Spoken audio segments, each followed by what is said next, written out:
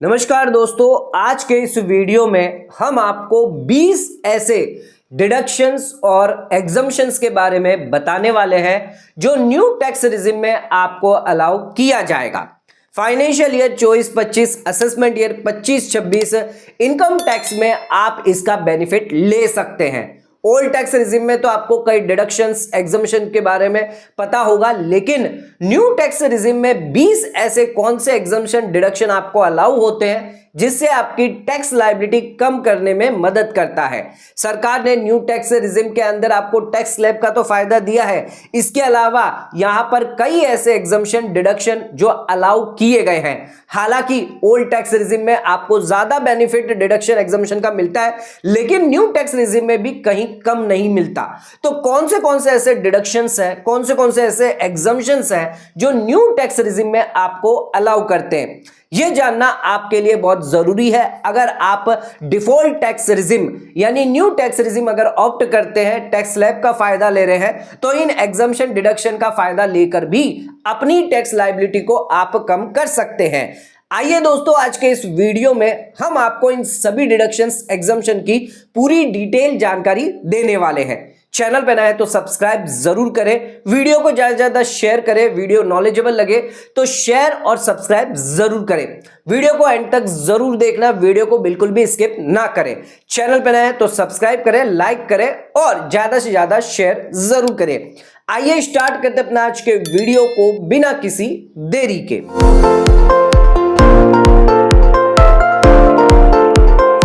दोस्तों आइए स्टार्ट करते अपना आज के वीडियो को और बात करते हैं न्यू टैक्स रिजिम में 20 एग्जम्पशन और डिडक्शन की पूरी लिस्ट के बारे में, जो फाइनेंशियल ईयर 24-25, असेसमेंट ईयर 25-26 में आपको मिलने वाले हैं।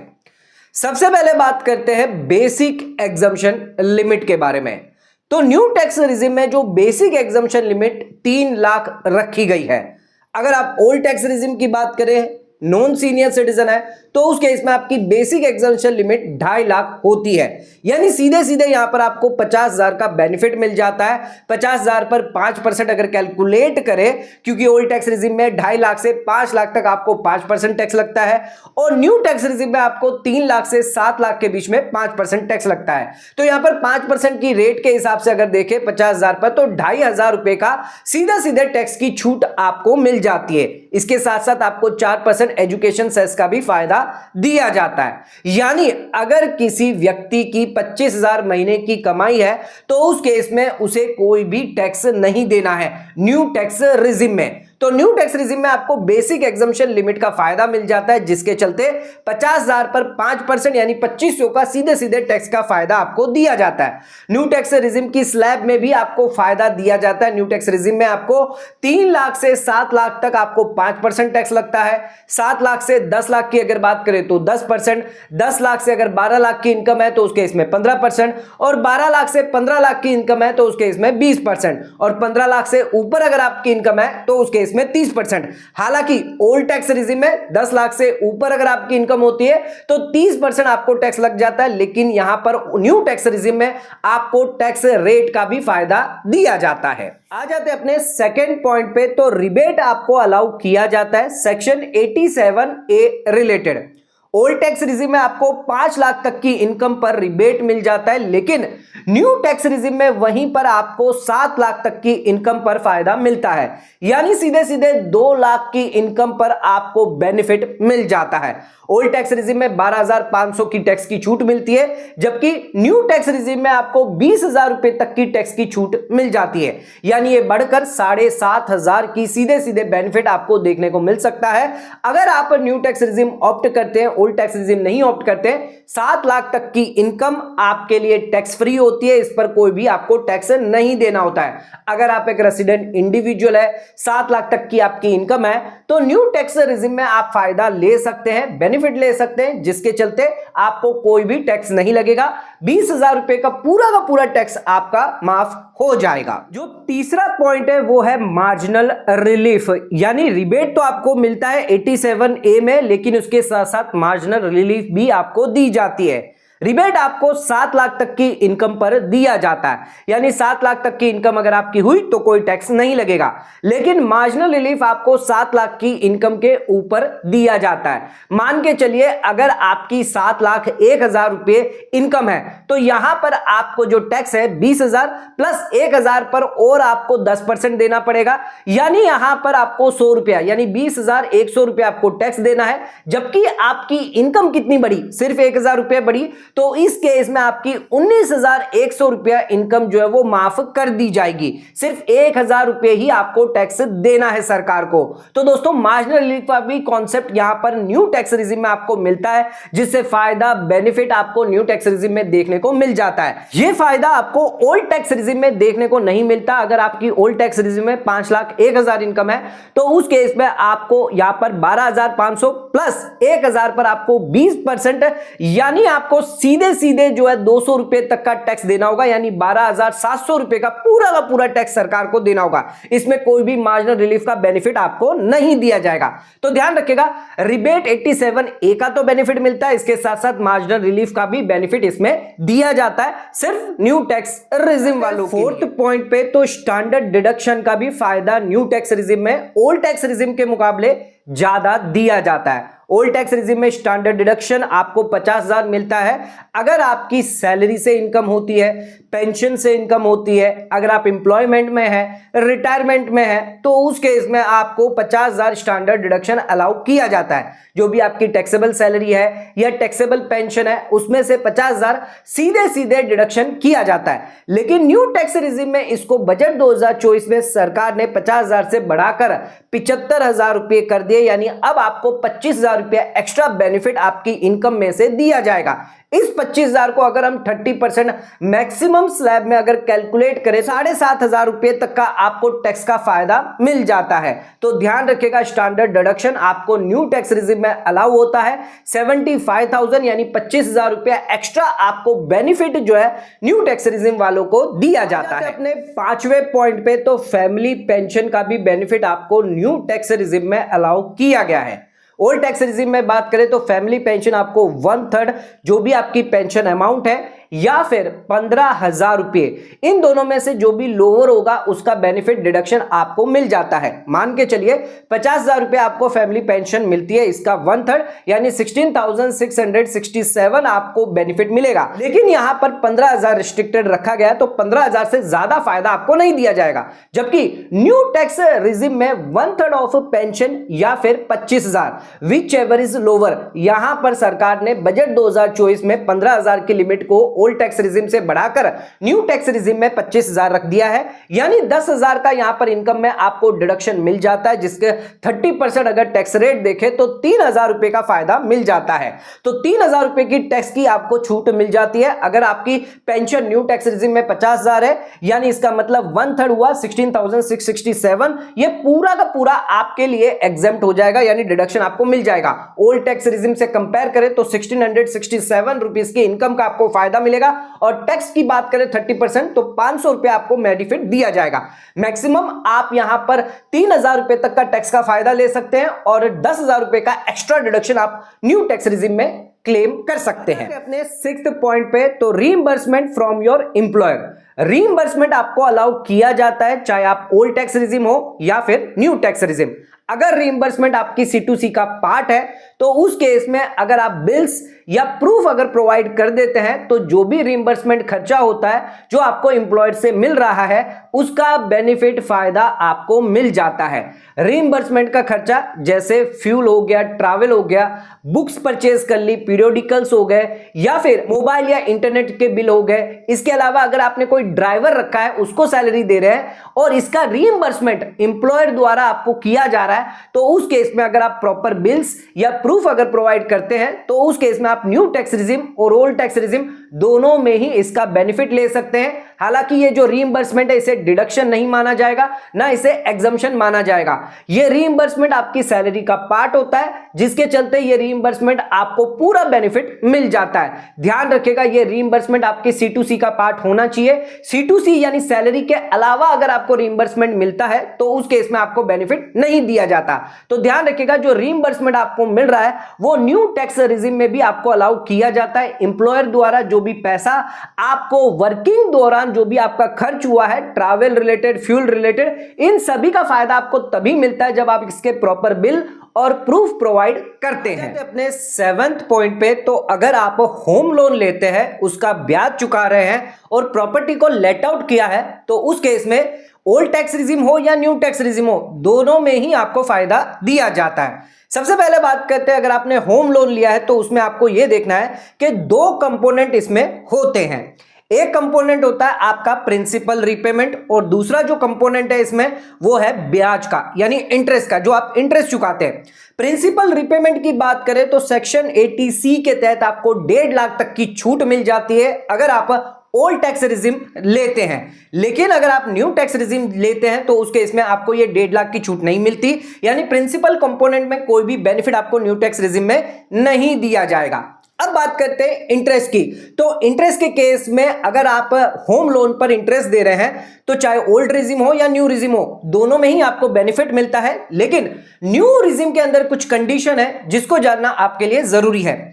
सबसे पहले बात करते हैं, अगर आपकी जो प्रॉपर्टी है वो सेल्फ ऑक्यूपाइड है और उसका पोजीशन आपके पास आ चुका है, तो इस केस में अगर आपने होम लोन पर इंटरेस्ट दिया है सेल्फ ऑक्यूपाइड प्रॉपर्टी पर, तो ओल्ड रिजिम में 2 लाख का बेनिफिट मिल जाता है, लेकिन न्यू रिजिम में कोई भी बेनिफिट नहीं मिलता। यानी सेल्फ ऑक्यूपाइड प्रॉपर्टी पर अगर आप इंटरेस्ट चुका रहे हैं, होम लोन लिया हुआ है, तो आपको कोई भी फायदा न्यू रिजिम में नहीं दिया जाएगा। अब बात करते हैं, अगर आपने प्रॉपर्टी को लेट आउट किया है तो ओल्ड टैक्स रिजिम में आपको इंटरेस्ट का फायदा मिल जाएगा, लेकिन न्यू टैक्स रिजिम में आपको उतना ही फायदा मिलेगा जितनी आपकी रेंटल वैल्यू है। यानी रेंटल वैल्यू जो भी होगी उसमें ही आपको बेनिफिट मिल जाएगा जो भी आपने होम लोन का इंटरेस्ट दिया है। अगर रेंटल वैल्यू से ज्यादा अगर आपका इंटरेस्ट अगर होता है, यानी अगर आपको लॉस होता है हाउस प्रॉपर्टी से, तो ना ये लॉस सेट ऑफ होगा, ना ही इसको आप कैरी फॉरवर्ड कर सकते हैं। ये किसी अदर इनकम के सामने सेट ऑफ नहीं हो पाएगा। ध्यान रखिएगा, जो रेंटल वैल्यू है वो यहां पर NAV मानी जाती है, gross value minus municipal taxes. एक एग्जांपल के थ्रू समझाए तो अगर आपको पूरे साल में ग्रॉस एनुअल वैल्यू यानी रेंट इनकम हुई है 3 लाख रुपए की, इसमें म्युनिसिपल टैक्सेस 10,000 कम कर दे यानी 2,90,000, इस पर स्टैंडर्ड डिडक्शन 30% भी आपको दिया जाता है। न्यू टैक्स रिजिम में आप स्टैंडर्ड डिडक्शन यानी एडहॉक बेसिस पर 30% क्लेम कर सकते हैं। 87,000 यानी आपकी नेट NAV जो निकल कर आती है वो हो जाती है आपकी 2,03,000 रुपए। अब इंटरेस्ट ऑन होम लोन अगर आपने दिया हुआ है, लेट आउट प्रॉपर्टी है, तो 2 लाख का फायदा आपको मिल जाता है, जिसके चलते ये 3,000 ही सिर्फ आपकी टैक्सेबल होगी।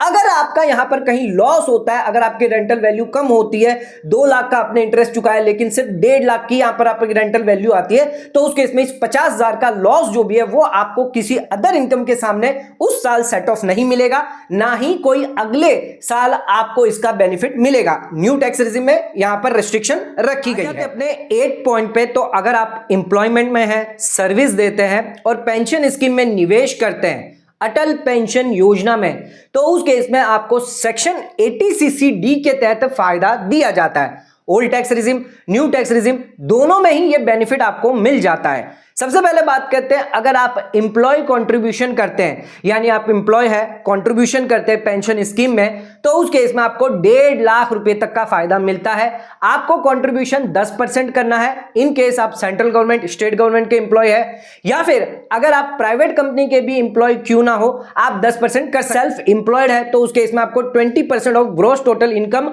जो है वो आपको कंट्रीब्यूशन करना होगा। ध्यान रखिएगा, सेक्शन 80CC(D) सबसेक्शन 1 के तहत आपको ओल्ड टैक्स रिजिम में तो फायदा मिल जाता है 1.5 लाख रुपए का, लेकिन न्यू टैक्स रिजिम में इसका फायदा नहीं मिलता। इसके बाद आ जाता है सेक्शन 80CC(D) सबसेक्शन 1B, जो है एडिशनल बेनिफिट, यानी 50,000 और एडिशनल बेनिफिट मिलता है। यह भी फायदा आपको ओल्ड टैक्स रिजिम में मिलता है, न्यू टैक्स रिजिम में इसका बेनिफिट नहीं मिलता। आखिरी जो सेक्शन है वो 80CC(D) सबसेक्शन 2 है, जो है एम्प्लॉयर कॉन्ट्रीब्यूशन। तो एम्प्लॉयर कॉन्ट्रीब्यूशन अगर करते हैं तो उस केस में आपको न्यू टैक्स रिजिम में भी फायदा मिल जाता है। यानी यानी न्यू टैक्स रिजिम में आपको तभी फायदा मिलेगा जब आपका एम्प्लॉयर कंट्रीब्यूशन करेगा पेंशन स्कीम में, अटल पेंशन योजना स्कीम में। यहां पर ओल्ड टैक्स रिजिम में आपको 10% ऑफ सैलरी का फायदा मिलता है, लेकिन न्यू टैक्स रिजिम में क्योंकि बजट 2024 के अंदर इसके अंदर संशोधन किया गया है, यानी 4% एक्स्ट्रा बेनिफिट आपको दिया जाएगा। टोटल यहां पर 14% ऑफ सैलरी का फायदा डिडक्शन आपको मिल जाता है। जो भी कंट्रीब्यूशन एम्प्लॉयर द्वारा किया गया है, सबसे पहले ये टैक्सेबल सैलरी का पार्ट होगा, जिसके बाद आपको डिडक्शन अलाउ किया जाएगा। 4% का एक्स्ट्रा फायदा, यानी अगर 10 लाख की आपकी सैलरी है तो उस केस में 40,000 तक की इनकम आपके लिए टैक्स फ्री हो जाएगी। 12,000 रुपए का टैक्स का बेनिफिट आप ले पाएंगे, यानी 10 लाख तक की इनकम पर 12,000 टैक्स आपका सीधे सीधे माफ हो जाएगा अगर आपका एम्प्लॉयर कंट्रीब्यूशन करता है और आपके पेंशन अकाउंट स्कीम के अंदर। आ जाते अपने 9th पॉइंट पे, अगर कोई कंपनी अपने एम्प्लॉय को परक्यूजिट्स प्रोवाइड करती है, पर्क्स प्रोवाइड करती है ऑफिशियल पर्पस के लिए, तो ये नॉन टैक्सेबल है, एग्जेम्प्ट है और न्यू टैक्स रिजिम में इसका फायदा दिया जाएगा। यानी न्यू टैक्स रिजिम में ये आपके लिए एग्जेम्प्ट होंगे, टैक्सेबल नहीं होंगे। अगर कंपनी आपको लैपटॉप देती है या फिर मेडिकल फैसिलिटी देती है या आपको इंटरेस्ट फ्री सैलरी लोन क्यों ना देती हो, आपको ये सभी नॉन टैक्सेबल में आएंगे। इस पर कोई भी आपको टैक्स नहीं लगेगा। ये आपको न्यू टैक्स रिजिम में भी इसका फायदा दिया जाएगा। आ जाते अपने 10th पॉइंट पे, तो रिटायरमेंट के बाद अगर आपको कोई पेमेंट होता है, कंपनसेशन मिल रहा है, तो उस केस में आपको न्यू टैक्स रिजिम में एग्जम्पशन दिया जाता है, चाहे वो ग्रेच्युटी के रूप में हो, वॉलंटरी कंपनसेशन क्यों ना हो, या लीव सैलरी आपको मिल रही है, लीव एनकेशमेंट आपको मिल रहा है। इसमें थ्रेशोल्ड लिमिट दी गई है, ये थ्रेशोल्ड लिमिट तक आपको एग्जम्पशन अलाउ किया जाएगा। बात करते हैं ग्रेच्युटी की, तो ग्रेच्युटी 20 लाख रुपए तक आपके लिए एग्जेम्प्ट होगी न्यू टैक्स रिजिम में। पहले इसकी लिमिट 10 लाख थी, जिसको सरकार ने बजट में बढ़ाकर इसको 20 लाख कर दिया है। वॉलंटरी रिटायरमेंट अगर लिया है, कंपनसेशन मिला है, तो 5 लाख रुपए तक आपको बेनिफिट मिलेगा। 5 लाख से ज्यादा होगी तो आपके लिए टैक्सेबल होगी, लेकिन 5 लाख तक आपको एग्जेम्प्ट मिलेगा। न्यू टैक्स रिजिम में यह अलाउ किया जाएगा। इसके बाद आ जाते हैं लीव सैलरी, लीव एनकेशमेंट। तो रिटायरमेंट के बाद अगर आपको लीव सैलरी मिल रही है, अगर गवर्नमेंट एम्प्लॉय है तो पूरा ही एग्जेम्प्ट है, लेकिन अगर कहीं आप प्राइवेट एम्प्लॉय है या नॉन कंपनी के एम्प्लॉय है, नॉन गवर्नमेंट एम्प्लॉय है, तो उस केस में ध्यान रखिएगा आपको 25 लाख रुपए तक का यहां पर फायदा मिलता है, एग्जम्पशन मिलता है। यह बेनिफिट 3 लाख पहले मिलता था, लेकिन बजट में इसको चेंज कर 25 लाख कर दिया है। न्यू टैक्स रिजिम में भी ये अलाउ किया जाएगा, यानी 25 लाख तक लीव सैलरी का पैसा अगर आपको रिसीव हुआ है रिटायरमेंट के बाद, आपके लिए बिल्कुल एग्जेम्प्ट है, कोई टैक्स देने की इस पर जरूरत नहीं है। लेकिन अगर सर्विस के दौरान मिला है तो उसके इसमें आपको पूरा का पूरा टैक्सेबल कर दिया जाएगा। हमने 10 पॉइंट तो कवर कर लिए, अब बचे हैं बाकी के 10 पॉइंट, जिन्हें भी हम कवर कर लेते हैं। इसमें सबसे पहला है ट्रांसपोर्ट अलाउंस। अगर कोई ट्रांसपोर्ट अलाउंस दिया जाता है स्पेशली एबल्ड पर्सन को, तो उस केस में यह अलाउंस आपके लिए डिडक्टेबल होगा। न्यू टैक्स रिजिम में इसका फायदा आपको दिया जाएगा। ट्रांसपोर्ट अलाउंस के बाद अगर कोई कन्वेंस अलाउंस आपको दिया जाता है, कन्वेंस एक्सपेंडिचर करने के लिए एम्प्लॉयमेंट के दौरान, तो यह कन्वेंस अलाउंस भी आपके लिए डिडक्टेबल होगा न्यू टैक्स रिजिम में। अगर कोई डेली अलाउंस अगर हो रहा है, यानी डेली अलाउंस आपका एम्प्लॉयर आपको दे रहा है, तो उस केस में भी यह डिडक्टेबल होगा। रेगुलर खर्च अगर हो रहा है, रेगुलर एक्सपेंडिचर हो रहा है, अगर आप प्लेस ऑफ ड्यूटी से, यानी रेगुलर प्लेस ऑफ ड्यूटी से अगर हट के कहीं और जगह पर काम कर रहे हैं, तो उस केस में जो भी आपके रेगुलर खर्च है, डेली अलाउंस है, उसका भी फायदा आपको दिया जाएगा। कंपनसेशन अगर आपको रिसीव हुआ है टूर करने पे, ट्रैवलिंग करने पे, ट्रांसफर करने पे, तो उस केस में भी आपको कंपनसेशन रिसीव जो भी हुआ है उसका भी बेनिफिट आपको न्यू टैक्स रिजिम में दिया जाएगा। अगर आपके एम्प्लॉयमेंट एडिशनल कॉस्ट का अगर है तो उसका भी डिडक्शन आपको मिल जाता है। सेक्शन 80JJA के तहत एम्प्लॉयमेंट एडिशनल कॉस्ट का डिडक्शन आपको अलाउ किया जाता है। न्यू टैक्स रिजिम में इसका फायदा आपको दिया जाएगा। नेक्स्ट आ जाते हैं, अगर आप अग्निवीर कॉर्पोरेट फंड में निवेश करते हैं, अमाउंट पेड करते हैं, डिपॉजिट करते हैं सेक्शन 80 CCH सबसेक्शन 2 के तहत, तो भी आपको फायदा दिया जाता है। यानी जो भी आपने कंट्रीब्यूशन किया है, जो भी आपने पैसा डिपॉजिट किया है, उसका डिडक्शन आप न्यू टैक्स रिजिम में ले सकते हैं। अगर आपने गिफ्ट लिया है, 50,000 रुपए तक का आपको गिफ्ट मिला है, चाहे कैश में मिला हो, काइंड में मिला हो, न्यू टैक्स रिजिम में यह आपके लिए एग्जेम्प्ट होगा। ओल्ड टैक्स रिजिम में है, लेकिन न्यू टैक्स रिजिम में भी इसका फायदा बेनिफिट दिया जाएगा। इसके अलावा बात करते हैं, अगर आपको लाइफ इंश्योरेंस पॉलिसी से मैच्योरिटी आई है, लाइफ इंश्योरेंस से अगर इनकम हुई है, तो ये भी आपके लिए एग्जेम्प्ट है, इसमें कोई भी टैक्स आपको नहीं लगेगा। न्यू टैक्स रिजिम में इसका फायदा आपको दिया जाए। कोई एसेट है जिस पर आप डेप्रिसिएशन क्लेम करते हैं, तो उस केस में डेप्रिसिएशन का बेनिफिट आपको न्यू टैक्स रिजिम में दिया जाएगा। ध्यान रखिएगा, एडिशनल डेप्रिसिएशन का बेनिफिट कोई भी नहीं दिया जाएगा। ओल्ड टैक्स रिजिम में आप डेप्रिसिएशन और एडिशनल डेप्रिसिएशन का बेनिफिट ले सकते हैं, लेकिन न्यू टैक्स रिजिम में सिर्फ डेप्रिसिएशन सेक्शन 32 के तहत बेनिफिट दिया जाएगा। अगर आपने कोई न्यू प्लांट एंड मशीनरी खरीदी है तो उस पर कोई भी एडिशनल डेप्रिसिएशन यानी 20% का कोई भी बेनिफिट आपको नहीं मिलेगा। तो ध्यान रखिएगा, एडिशनल डेप्रिसिएशन का बेनिफिट आपको न्यू टैक्स रिजिम में नहीं दिया जाएगा। इसके अलावा आप पोस्ट ऑफिस सेविंग स्कीम के अंदर निवेश करते हैं तो जो भी ब्याज आपको मिलता है 3500 रुपए तक आपको ये एग्जेम्प्ट है। 3500 तक का आपको न्यू टैक्स रिजिम में इसका फायदा दिया जाएगा। इसके अलावा अगर आप एग्रीकल्चर फार्मिंग करते हैं तो भी आपके लिए जो भी एग्रीकल्चर फार्मिंग से इनकम होगी, एग्रीकल्चर इनकम होगी, वो भी आपके लिए एग्जेम्प्ट होगी न्यू टैक्स रिजिम से। आ जाते अपने आखिरी डिडक्शन एग्जम्पशन पे, तो सेक्शन 54 से लेकर सेक्शन 54F तक कैपिटल गेन टैक्स में आपको एग्जम्पशन अलाउ किया जाता है ओल्ड टैक्स रिजिम में। यह न्यू टैक्स रिजिम में भी इसका फायदा बेनिफिट आपको दिया जाएगा। यानी अगर आपने कोई प्रॉपर्टी खरीदी थी, उसको आपने बेचा है और बेचने के बाद आपने नई प्रॉपर्टी अगर खरीद ली उसी साल, तो उस केस में आपको एग्जम्पशन अलाउ किया जाता है सेक्शन 54 के तहत। एक प्रॉपर्टी के सामने दूसरी प्रॉपर्टी अगर आप खरीद रहे हैं, यानी एक प्रॉपर्टी बेचकर आप दूसरी प्रॉपर्टी खरीद रहे हैं, तो जो भी कैपिटल गेन आपका होता है वो आपके लिए एग्जेम्प्ट होता है। सेक्शन 54 के तहत आप इसका फायदा बेनिफिट ले सकते हैं अगर आप प्रॉपर्टी परचेज करते हैं। तो ये ओल्ड टैक्स रिजिम में आपको बेनिफिट मिलता है, लेकिन ये न्यू टैक्स रिजिम में भी आपको इसका फायदा दिया जाएगा। तो ध्यान रखिएगा, सेक्शन 54 से लेकर सेक्शन 54F तक ये सारे डिडक्शन एग्जम्पशन का बेनिफिट आप न्यू टैक्स रिजिम में भी उठा सकते हैं। तो दोस्तों, आज के इस वीडियो में हमने आपको पूरी लिस्ट बताई है 20 ऐसे एग्जम्पशन डिडक्शन जो आपको न्यू टैक्स रिजिम में अलाउ होते हैं, जो आपकी टैक्स लायबिलिटी कम करने में बहुत मदद करते हैं। फाइनेंशियल ईयर 24-25, असेसमेंट ईयर 25-26 में ये सभी डिडक्शन एग्जम्पशन आप क्लेम कर सकते हैं। आज का वीडियो आपको पसंद आया, नॉलेजेबल लगा, तो इस वीडियो को ज्यादा से ज्यादा शेयर जरूर करें अपने दोस्तों में, अपने फ्रेंड्स, रिलेटिव में, ताकि उन लोगों को भी न्यू टैक्स रिजिम के ये सभी एग्जम्पशन डिडक्शन के बारे में जानकारी हो, ताकि कभी किसी को दिक्कत ना आए और इन सभी का बेनिफिट वो ले सके। दोस्तों, आज का वीडियो पसंद आया तो वीडियो को लाइक से सब्सक्राइब करना ना भूलें, वीडियो को ज्यादा से ज्यादा शेयर करें ताकि और लोगों तक इसकी नॉलेज पहुंच सके। आज का वीडियो खत्म करते हैं, धन्यवाद।